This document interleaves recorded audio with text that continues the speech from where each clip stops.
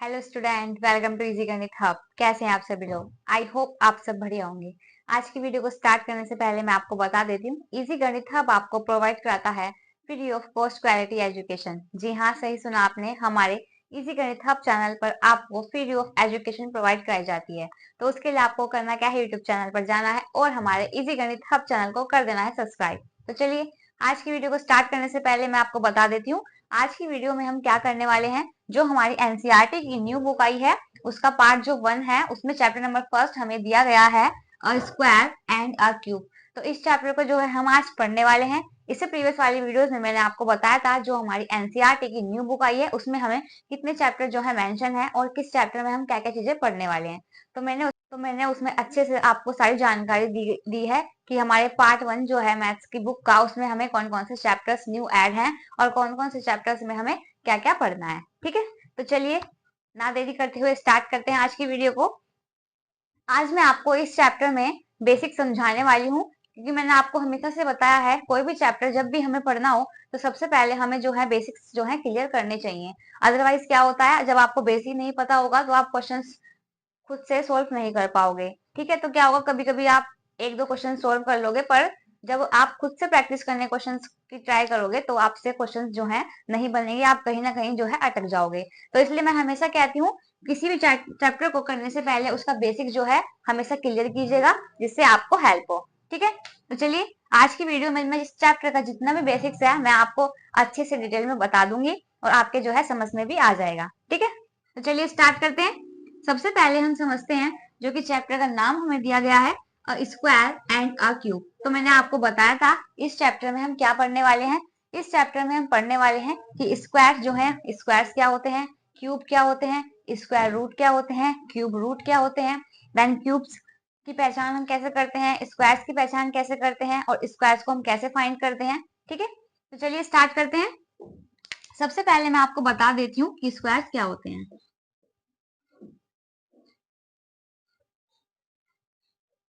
तो सबसे पहले हम जानेंगे कि स्क्वायर्स को हम कैसे फाइंड आउट करते हैं। ठीक है, तो मैंने आपको बताया था कि बेसिकली स्क्वायर्स क्या होते हैं। स्क्वायर्स होते हैं जब कोई नंबर खुद से ही मल्टीप्लाई करता है तो हम उसको क्या बोलते हैं, उसको हम बोलते हैं स्क्वायर्स। फॉर एग्जाम्पल, अगर कोई नंबर 2 है, ठीक है, एक नंबर है जो कि 2 है, मैंने आपको बताया जब नंबर खुद से ही मल्टीप्लाई करता है, मतलब ये 2 है तो मैं 2 को 2 से ही मल्टीप्लाई करूंगी, तो 2 2 जा कितना हो गया, 4 हो गया। तो जो ये 4 है, ये क्या है, 4 is a perfect square of 2। तो जो 2 है ना, जो 4 हमारी डिजिट आई है, तो ये किसका स्क्वायर है, मतलब 2 का जो परफेक्ट स्क्वायर होता है वो होता है 4। क्लियर। देन सेकंड एग्जांपल के थ्रू बताती हूँ।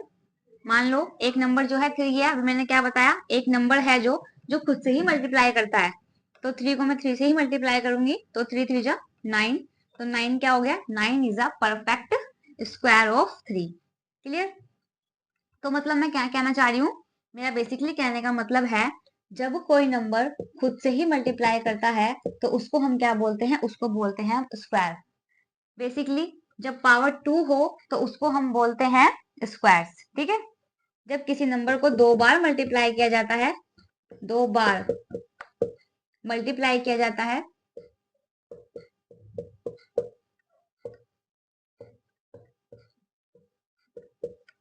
तो उसे हम क्या बोलते हैं, उसको हम स्क्वायर बोलते हैं। ठीक है, क्लियर। आई होप आपको इतना क्लियर होगा।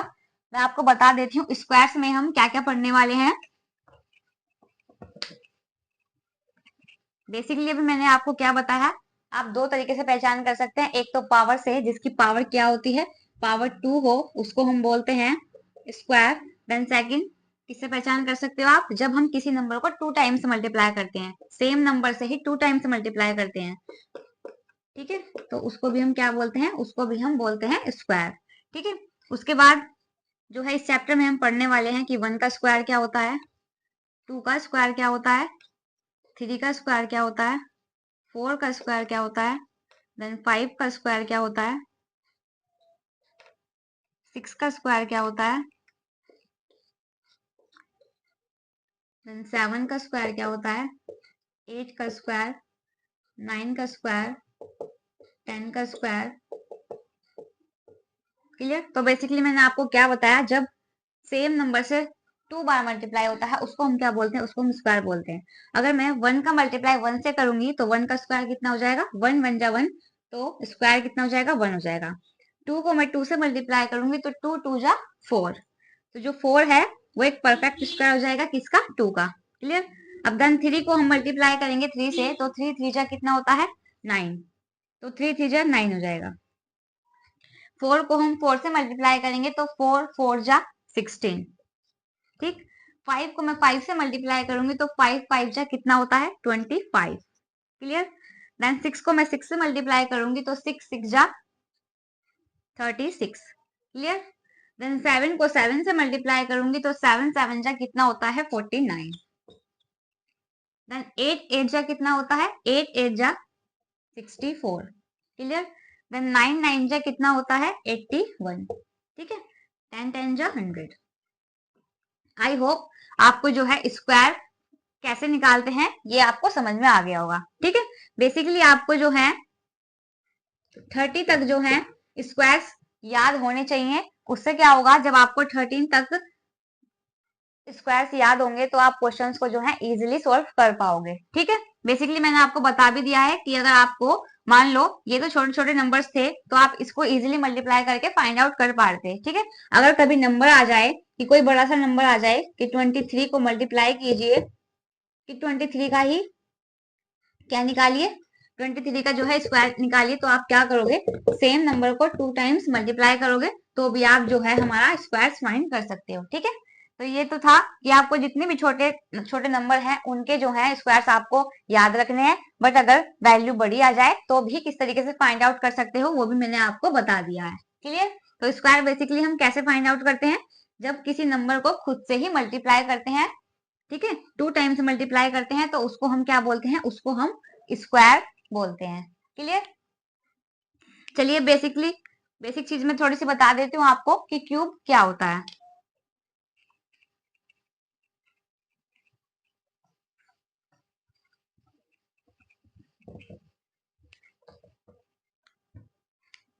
तो अब बात करते हैं कि क्यूब, तो क्यूब क्या होता है।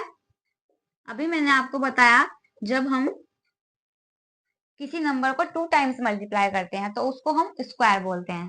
देन क्यूब में क्या होता है, जब हम किसी नंबर को 3 टाइम्स मल्टीप्लाई करते हैं, for example n multiply n multiply n, तो ये कितना हो जाएगा, n की पावर 3 हो जाएगा। ठीक। तो कहने का मतलब क्या है, जब हम किसी नंबर को 3 टाइम्स मल्टीप्लाई करते हैं तो उसको हम क्या बोलते हैं, उसको हम क्यूब बोलते हैं। फॉर एग्जाम्पल 2 मल्टीप्लाई 2 मल्टीप्लाई 2, तो ये 2 2 जा 4 4 2 जा 8, तो जो 8 है ना, जो ये हमें वैल्यू मिल रही है इसको हम बोलते हैं परफेक्ट क्यूब। क्लियर। तो ये क्या हो जाएगा, जो हमारा 8 है वो एक परफेक्ट क्यूब है, किसका, 2 का। सेम एज 3 मल्टीप्लाई 3 मल्टीप्लाई 3, 3 3 जा 9 9 3 जा 27, तो जो ये 27 है ये भी क्या है, ये भी एक परफेक्ट क्या है, परफेक्ट क्यूब है, किसका, 3 का। क्लियर। सेम एज 4 का, 4 मल्टीप्लाई 4 मल्टीप्लाई 4, तो 4 4 जा 16, देन 16 4 जा 64, तो ये जो 64 है ये भी क्या हो जाएगा, एक परफेक्ट क्यूब हो जाएगा। ठीक है। आई होप आपको क्लियर होगा कि स्क्वायर्स को हम कैसे फाइंड आउट करते हैं, देन क्यूब को हम कैसे फाइंड आउट करते हैं। दोनों में डिफरेंस क्या है, जो स्क्वायर होता है उसको हम 2 टाइम्स मल्टीप्लाई करते हैं, देन जो क्यूब होता है उसको हम 3 टाइम्स मल्टीप्लाई करते हैं सेम नंबर से। ठीक। आई होप आपको स्क्वायर्स एंड जो क्यूब होते हैं वो क्लियर होंगे। ठीक है। अब इनकी कुछ डेफिनेशन है उसको मैं आपको यहाँ पर समझा देती हूँ कि जो मैंने आपको समझाया है उस डेफिनेशन का सेम मतलब वही है। ठीक है। चलिए देखते हैं,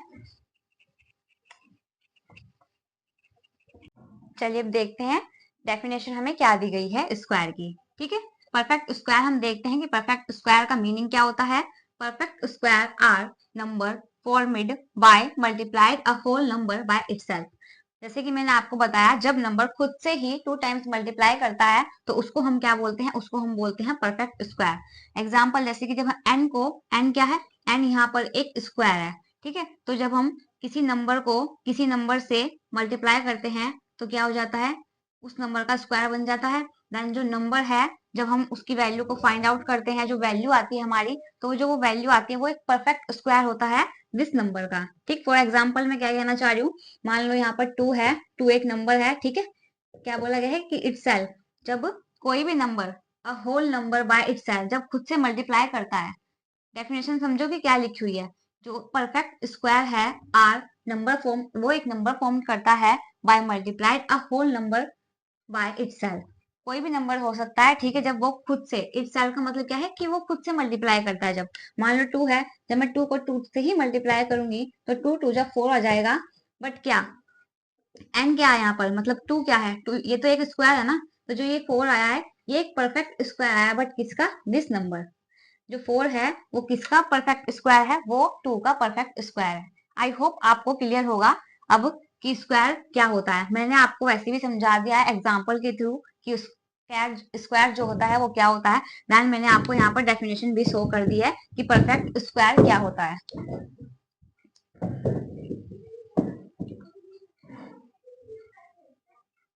ठीक है, आई होप आपको क्लियर होगा कि परफेक्ट स्क्वायर क्या होता है। मैंने आपको यहाँ पर डेफिनेशन भी शो कर दी है, देन डेफिनेशन का जो मीनिंग है वो भी प्रॉपर समझा दिया है फॉर एग्जाम्पल के थ्रू। लाइक जैसे कि 5 एक नंबर है, तो 5 क्या है, 5 का स्क्वायर निकालना था हमें, तो 5 एक नंबर है, जब मैं 5 को 5 से ही मल्टीप्लाई करूंगी तो 5 5 जो 25 हो जाएगा।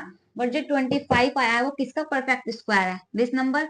नंबर क्या था, नंबर 5 था ना, तो क्या हो जाएगा, 25 is the perfect square of 5। Clear, I hope आपको अब सब क्लियर होगा। ठीक, सेम एज 10, 10 को मैं 10 से मल्टीप्लाई करूंगी तो कितना आ जाएगा, 100 आ जाएगा। बट जो 100 है, 100 is a perfect square this number, मतलब जो 100 है वो एक परफेक्ट स्क्वायर है किसका, 10 का। आई होप आपको इतना क्लियर होगा। चलिए अब देखो आगे समझते हैं। आगे समझने से पहले आप इसका स्क्रीनशॉट ले लीजिए और इसको नोट डाउन कर लीजिए ताकि आपके पास जो है प्रॉपर नोट्स तैयार रहें। चलिए अब देखते हैं कुछ हमें हमारी एनसीईआरटी की जो नई बुक है उस, जो हमारी एनसीईआरटी की नई बुक है उसमें हमें जो है स्क्वायर जो है 1 से लेके 30 तक मेंशन किए गए हैं। ठीक है, तो ये हमें बताया है 1 से 5 तक कि कैसे फाइंड आउट करते हैं। देन हमें यहाँ तक 30 तक जो है स्क्वायर्स हमें याद होने चाहिए। तो जो ये टेबल शो हो रही है आपको स्क्रीन पर, इसको आपने याद रखना है। उससे क्या होगा, अगर आपको सारे क्यूब जो है याद होंगे तो आप क्वेश्चन जो है अच्छे से प्रैक्टिस कर पाओगे, कहीं भी नहीं अटकोगे जब क्वेश्चन को सोल्व करोगे। ठीक है, तो अभी मैंने आपको बताया जब कोई नंबर खुद से मल्टीप्लाई करता है तो वो क्या आता है, वो हमारा एक परफेक्ट क्यूब स्क्वायर बन जाता है। ठीक है, तो 1 को 1 से मल्टीप्लाई करा तो 1 आ गया। तो 1 क्या है, 1 जो है 1 का एक परफेक्ट स्क्वायर है। देन 2 को 2 से मल्टीप्लाई करा तो 4 क्या है, 4 is the perfect cube of 2। ठीक, देन ऐसे ही 3 को 3 से मल्टीप्लाई करा तो 9 आ गया। 4 को 4 से मल्टीप्लाई करा तो 16 आ गया। 5 को 5 से मल्टीप्लाई करा तो 25 आ गया। देन 6 को 6 से मल्टीप्लाई करेंगे तो कितना आएगा, 36 आ जाएगा। ठीक है, तो 36 the perfect cube, perfect square of 6। Then ऐसे सेम एज 7 को 7 से मल्टीप्लाई करेंगे तो 49 आ जाएगा। देन 8 को 8 से मल्टीप्लाई करेंगे तो कितना आएगा, 64 आ जाएगा। 9 को 9 से मल्टीप्लाई करेंगे तो 81 आ जाएगा। देन 10 को 10 से मल्टीप्लाई करेंगे तो 100 आ जाएगा। ठीक है, आई होप मैं किस तरीके से फाइंड आउट कर रही हूँ आपको ये समझ में आ गया होगा। ठीक है, सेम एज 11 का जो स्क्वायर होता है वो कितना होता है, 1 to 1 होता है। सेम एज क्या करोगे, 12 को 12 से मल्टीप्लाई करोगे तो कितना आएगा, 144 आ जाएगा। देन 13 को 13 से मल्टीप्लाई करोगे तो कितना आएगा, 169 आ जाएगा। देन 14 को 14 से मल्टीप्लाई करोगे तो कितना आ जाएगा, ये हमारा आ जाएगा 196। देन 15 को 15 से मल्टीप्लाई करोगे तो कितना आएगा, 225 आ जाएगा। देन 16 को 16 से मल्टीप्लाई करोगे तो कितना आएगा, ये हमारा आएगा 256। ठीक, 17 को 17 से मल्टीप्लाई करोगे तो हमारा आंसर जो है वो कितना आएगा, हमारा आंसर आएगा 289। ठीक, 18 को 18 से मल्टीप्लाई करोगे तो हमारा आंसर कितना आएगा, 324। क्लियर, देन 19 को 19 से मल्टीप्लाई करो तो हमारा आंसर कितना आएगा, ये आ जाएगा 3361। देन 20 को 20 से मल्टीप्लाई करेंगे तो कितना आ जाएगा, 400। क्लियर, देन सेम एज 21 का हमें स्क्वायर दिया गया है। देन बाकी के स्क्वायर जो है हमें फाइंड आउट करने हैं। ठीक, तो 22 को 22 से मल्टीप्लाई कीजिए तो कितना आ जाएगा 484 आ जाएगा। देन 23 को 23 से मल्टीप्लाई कीजिए तो कितना आ जाएगा, तो हमारा आंसर आ जाएगा 529। ठीक, सेम एज 24 को 24 से मल्टीप्लाई कीजिए तो कितना आ जाएगा, हमारा आंसर आ जाएगा 576। सेम एज 25 को 25 से मल्टीप्लाई करोगे तो कितना आएगा 625। देन 626 को 26 से मल्टीप्लाई कीजिए तो हमारा आंसर जो है वो आ जाएगा 676। सेम एज 27 को मल्टीप्लाई कीजिए 27 से तो हमारा आंसर कितना आ जाएगा 729। 28 को 28 से मल्टीप्लाई करोगे तो हमारा आंसर कितना आएगा, हमारा आंसर जो है आ जाएगा 784। 29 को 29 से मल्टीप्लाई करोगे तो आ जाएगा 841। सेम एज 3 का स्क्वायर कितना होता है, 3 9 आ गया। देन 10 का स्क्वायर क्या होता है 100, तो ये कितना आ जाएगा, ये 900 आ जाएगा। ठीक है, तो ये हमारे एनसीईआरटी की न्यू बुक में जो 1 से लेके 30 तक जो हमारे स्क्वायर्स थे वो हमें फाइंड आउट करने के लिए बोले गए थे। ठीक है, तो हमने जो है 1 से लेके 30 तक स्क्वायर जो है फाइंड आउट कर लिया है। तो ये टेबल आपको जरूर याद होनी चाहिए। अगर आप इसको 2-3 बार लिख लिख के प्रैक्टिस करोगे तो भी आपके जो है ये सारे स्क्वायर जो है याद हो जाएंगे। ठीक है, तो चलिए एक बार ये चेक करते हैं। देखिए, जो ये वैल्यू है इसकी लास्ट डिजिट जो है इससे मैच हो रही है और इस वैल्यू की लास्ट डिजिट जो है इससे कनेक्ट है। देन 9 9 से कनेक्ट है। देन 6 6 से कनेक्ट है।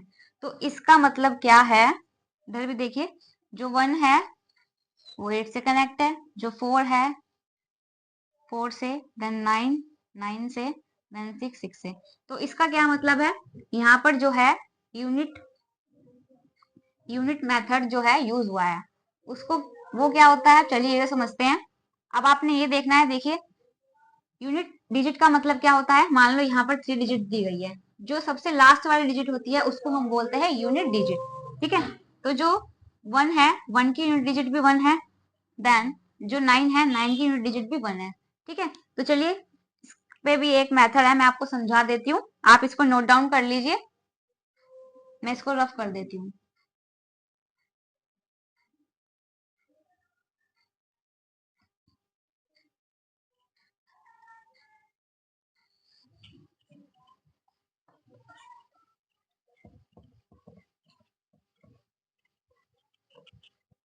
तो चलिए देखते हैं। अभी मैंने जैसे कि आपको बताया, जो 1 का स्क्वायर है वो 1 में एंड होता है, एंड जो 9 का स्क्वायर है 9 का स्क्वायर क्या होता है 81।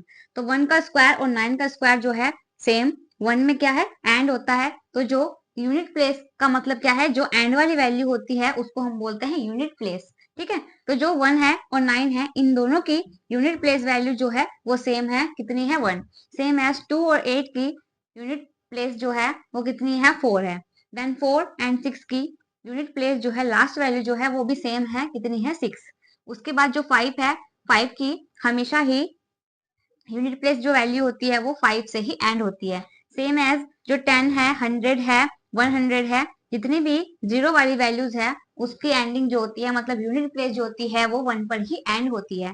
ठीक है, तो ये होता है हमारा यूनिट प्लेस वाली वैल्यू का जो सिस्टम होता है एक। इसमें हमें एक थ्योरी भी दी गई है नई एनसीईआरटी वाली बुक पे कि इन वैल्यूज का मतलब क्या होता है। सेम एज अभी देखो मैंने आपको बताया कि 1 और 9 की यूनिट प्लेस कितनी है 1 है। तो जो ये वैल्यूज है ये क्या है, ये एक परफेक्ट स्क्वायर है।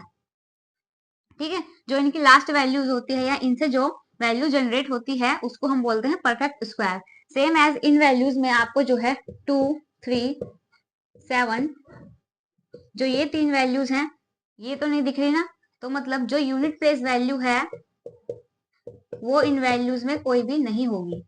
ठीक है, तो ये यूनिट वैल्यूज ये हो सकती हैं इन वैल्यूज की, बट जो 2 3 7 है इनसे कभी भी वैल्यू जो है एंड नहीं होगी। ठीक है, अगर इनसे वैल्यू जो है एंड होगी तो वो कभी भी परफेक्ट स्क्वायर में काउंट नहीं होगी। ठीक है, तो जो परफेक्ट स्क्वायर्स होते हैं वो हमेशा उनकी एंडिंग किससे होती है 1 4 9 6 5 एंड 0। बट जो 2 3 एंड 7 वैल्यूज होती हैं ये परफेक्ट स्क्वायर की यूनिट प्लेस वैल्यू नहीं होती। ठीक है, चलिए अब थोड़ा इसकी थ्योरी भी है, मैं उसके थ्रू आपको जो भी अगर कोई डाउट है तो वो आपको क्लियर हो जाएगा। तो चलिए अब देखते हैं जो मेथड मैंने आपको बताया कि जो पैटर्न है इन परफेक्ट स्क्वायर का, उसको जो लास्ट डिजिट है उसको हम कैसे चेक कर सकते हैं। जो परफेक्ट स्क्वायर है कैन ओनली एंड, जो एंड करते हैं 0, 1, 4, 5, 6 और 9, ठीक है। तो वो क्या होते हैं, वो होते हैं हमारे परफेक्ट स्क्वायर। बट जो 2, 3, 7 और 8 है वो कभी भी क्या है, अगर वैल्यू जो है 2, 3, 7, 8 पे एंड हो रही है तो वो कभी भी क्या होंगे, वो कभी भी आपके परफेक्ट स्क्वायर में काउंट नहीं होंगे, ठीक है।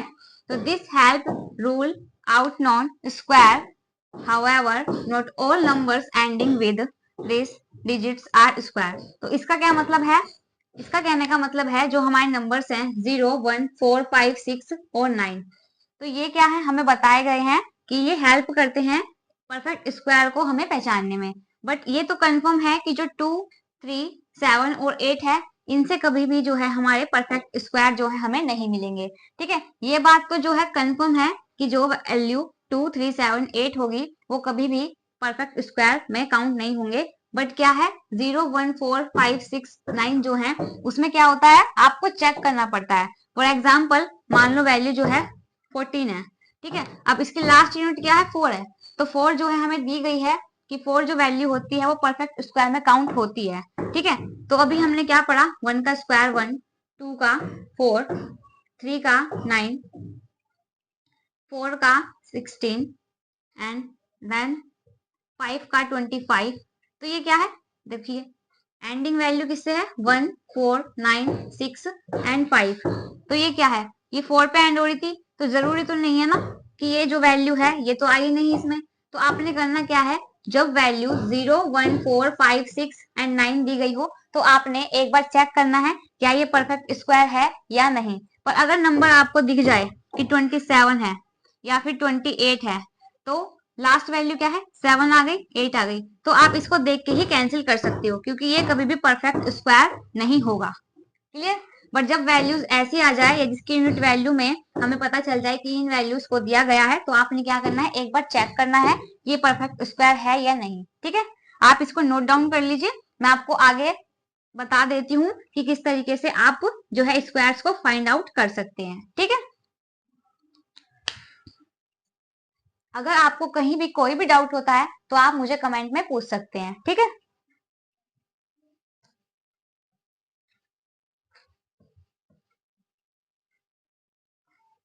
और अगर आपको कहीं भी कोई डाउट होता है तो आप वीडियोस को दोबारा एक बार पीछे करके दोबारा पॉज करके देखिएगा तो आपका जो डाउट है वो क्लियर हो जाएगा। अदरवाइज आपने करना क्या है, अगर 2 बारी 3 बारी देखने के बाद भी आपका डाउट जो है क्लियर ना हो तो आप मुझे कमेंट कर दीजिए, तो मैं आपको जो आपका डाउट है वो क्लियर कर दूंगी।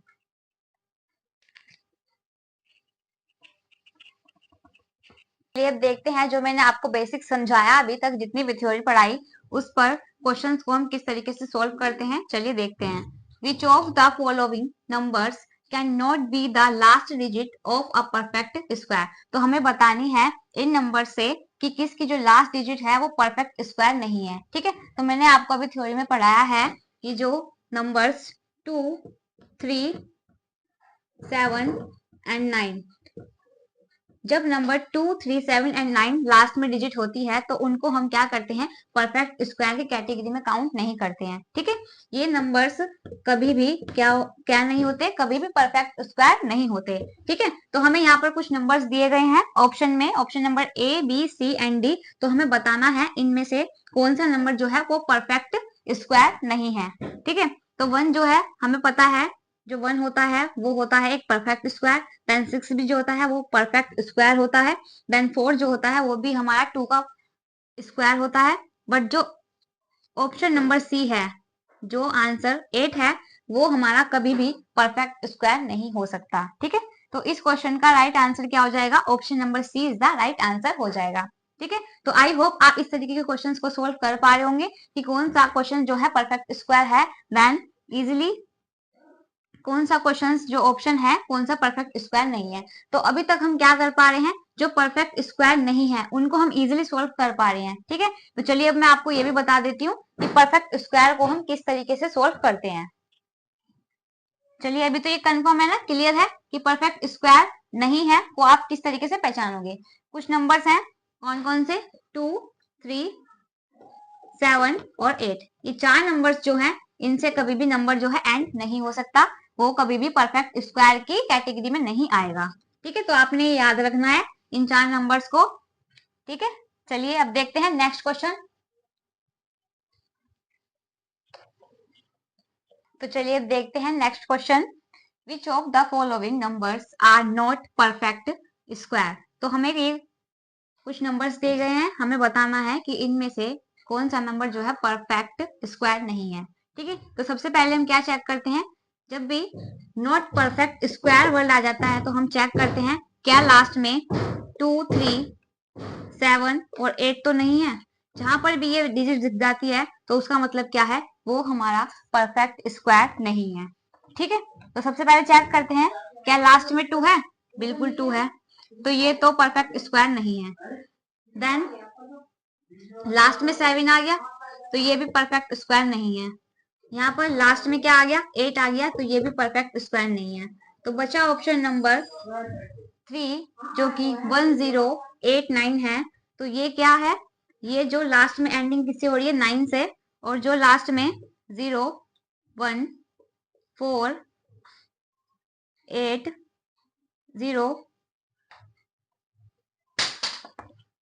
और मैंने आपको बताया है हमेशा 0, 1, 4, 9 जब भी एंडिंग इन डिजिट से होती है तो आपने करना क्या है, आपने एक बार चेक करना है क्या ये परफेक्ट स्क्वायर है या नहीं। ठीक है, तो यहाँ पर एंडिंग किससे हो रही है, 9 से हो रही है, तो आपने करना क्या होगा, इसको एक बार चेक करना होगा क्या ये डिजिट जो है परफेक्ट स्क्वायर है या नहीं। तो उसको हम कैसे चेक करेंगे, चलिए मैं आपको बता देती हूँ कि परफेक्ट स्क्वायर हम किस तरीके से चेक करते हैं। तो परफेक्ट स्क्वायर हम चेक करते हैं, आपने ये पढ़ा होगा प्राइम फैक्टराइजेशन।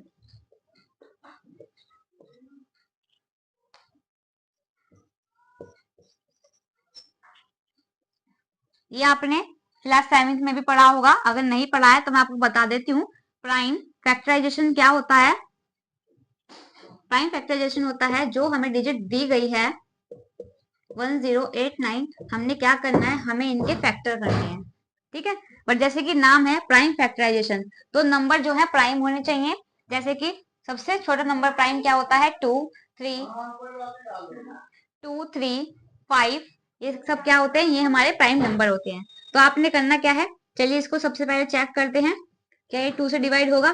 तो 2 से तो डिवाइड नहीं होगा क्योंकि 2 के टेबल में 9 नहीं आता है, तो हम इसको करेंगे 3 से। तो 3 3 जा 9 और एल्सियम दे दिया, 3 6 जा 18 एंड 3 3 जा 9। क्लियर, और ये 3 1 जा 3, 3 2 जा 6, 3 1 जा 3। अब ये किससे कैंसिल होगा, अब ये 11 से कैंसिल हो जाएगा, 11 1 जा 11 एंड 1 कैरी दे दी, 11 1 जा 11, तो ये हो जाएगा 11 1 जा 11। तो प्राइम फैक्टराइजेशन कैसे करेंगे हम, 1089 का हमने प्राइम फैक्टराइजेशन किया तो वैल्यू कितनी आई, 3 मल्टीप्लाई 3 मल्टीप्लाई 11 मल्टीप्लाई 11। तो बेसिकली जब भी हम प्राइम फैक्टराइजेशन करते हैं हमें चेक करना होता है क्या ये परफेक्ट स्क्वायर है या नहीं। तो आपने सबसे पहले पेयर बनाने होते हैं। ठीक है तो पेयर का मतलब क्या है, अभी मैंने आपको बताया। स्क्वायर का मतलब क्या होता है, स्क्वायर का मतलब होता है जब हम किसी नंबर को, सेम डिजिट को 2 बार मल्टीप्लाई करते हैं, सेम नंबर को 2 बार मल्टीप्लाई करते हैं तो उसको हम क्या बोलते हैं, स्क्वायर बोलते हैं। तो ये 3 3 हो गया, ये एक पेयर बन गया, 11 11 हो गया तो ये एक पेयर बन गया। बेसिकली इसका मतलब क्या है, ये 3 का स्क्वायर है, देन ये कितना है, 11 का स्क्वायर है। तो आपने पता है जब पावर सेम हो तो हम क्या करते हैं, 3 मल्टीप्लाई 11 मतलब ये कितना हो गया 33, और पावर सेम है तो एज इट इज आ जाती है। ठीक, तो बेसिकली मैं यहाँ पर क्या कहना चाह रही हूँ, अगर ये 2 डिजिट पेयर में है तो हम इनमें से एक डिजिट लेंगे, 3 आ गया, देन मल्टीप्लाई 11 2 है तो एक बार 11 ले लेंगे, तो 3 को मल्टीप्लाई करेंगे 11 से तो कितना आ जाएगा, 33 आ जाएगा।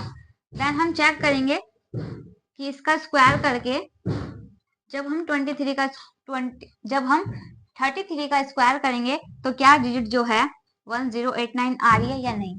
तो बिल्कुल सही आ रही है, जो ऑप्शन नंबर 3 है वो हमारा परफेक्ट स्क्वायर है। ठीक है, कैसे चेक करते हैं, आई होप आपको क्लियर हो गया होगा। सबसे पहले हम जब भी हमें लास्ट डिजिट दिखती है 0 1 4 9 तो हम क्या करते हैं, पहले इनका प्राइम फैक्टराइजेशन करके देखते हैं, चेक करते हैं क्या ये वैल्यू परफेक्ट स्क्वायर है या नहीं। क्लियर, तो आई होप आपको जो क्वेश्चन है क्लियर होगा। आप इसको ऐसे भी कर सकते हो। अभी मैंने आपको बताया कि ये 3 मल्टीप्लाई 3 है तो 3 का स्क्वायर हो गया। देन 11 मल्टीप्लाई 11 है तो 11 का स्क्वायर हो गया। अब पावर सेम है तो क्या करोगे, 3 मल्टीप्लाई 11 कितना हो गया 33। देन पावर सेम है तो एक बार लिख दो तो ये हो जाएगी 33 की पावर कितनी हो जाएगी 2 हो जाएगी। तो भी अब आप इसका स्क्वायर करोगे 33 का तो कितना आएगा 1089। तो ये बिल्कुल क्या है, बिल्कुल परफेक्ट स्क्वायर है। तो राइट आंसर जो इसका ऑप्शन नंबर 3 है वो तो परफेक्ट स्क्वायर हो जाएगा, बट जो बाकी के ऑप्शंस हैं वो क्या हो जाएंगे हमारे, वो परफेक्ट स्क्वायर नहीं होंगे। ठीक है, आई होप आपको क्वेश्चन क्लियर होगा और आप अब समझ पा रहे होंगे कि हम किस तरीके से जो है परफेक्ट स्क्वायर को कैसे फाइंड आउट करते हैं। देन परफेक्ट स्क्वायर वैल्यू नहीं है उसको हम कैसे फाइंड आउट करते हैं। ठीक है, चलिए अब देखते हैं नेक्स्ट क्वेश्चन। इसको आप नोट डाउन कर लीजिए, मैं रफ कर देती हूँ।